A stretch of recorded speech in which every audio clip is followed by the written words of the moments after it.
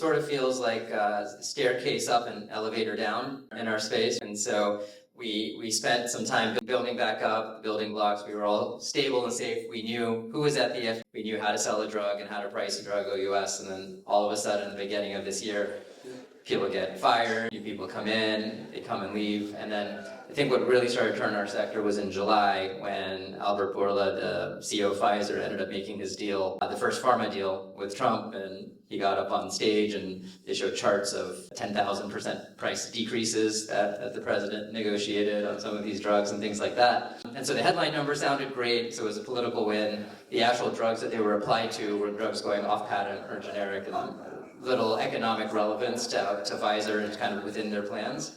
And that you saw basically Pfizer, Merck, the entire pharma complex re-rate 15% over like 2-3 days. I mean, that's over $400 billion of market value that was just created. So that's starting to come back. It was a little bit more investable. And then what Jackie said earlier, we've been in a horrible biotech sector coming out of COVID. The sector was down something like 80% from its highs. Forward interest was in the mid-20s. And now that started to come down in conjunction with a little bit more clarity. So we're going back up again.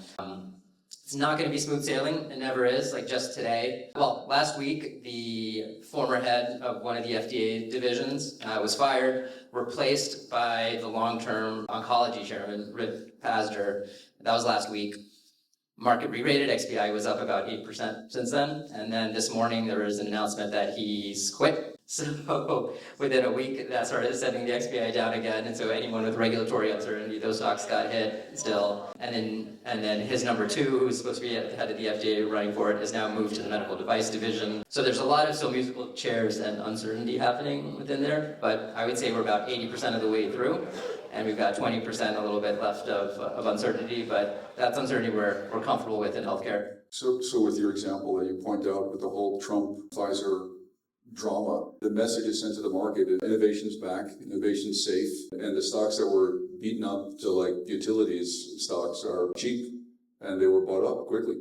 Yeah, that's absolutely right. And what's interesting about pharma, if you think about utility giving you dividend growth, like pharma gives you really high div yields, like Merck, Bristol, 7 to 9%. I mean, if you just think about what those yields are, plus you get growth. The only challenge is, and why I think the multiples are a fraction of tech, is our patent cliffs. We have to innovate. No one's underwriting the challenge for the next iPhone to come out. You just assume there's an iPhone 20 that's going to come out with no regulatory hurdles. We don't know when the next HIV drug is going to come out that's going to be curative, so that's where the discount gets priced in.